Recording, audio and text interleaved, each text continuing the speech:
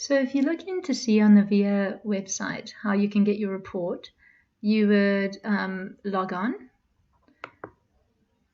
and then look for the page that's going to take you to my survey results. Okay, so for me this is what popped up, and I've taken this quiz twice. If you click on it, you'll see you can directly go to your results. Otherwise, it's going to ask you to pay for them. All of these are paid reports. You don't need to do that. You want to just click on the name of the report and it'll pop up your results. At the bottom of the page, again, Get Detailed Report is going to try and ask you to pay for something.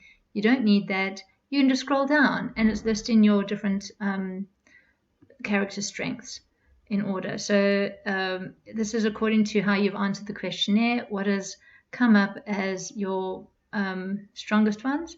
If you zip down to the bottom, you're going to see a place where you can print out the results. Again, not the detailed, not the buy now, but at the bottom, printer-friendly results. You can click there and something nice will pop up and tell you your results.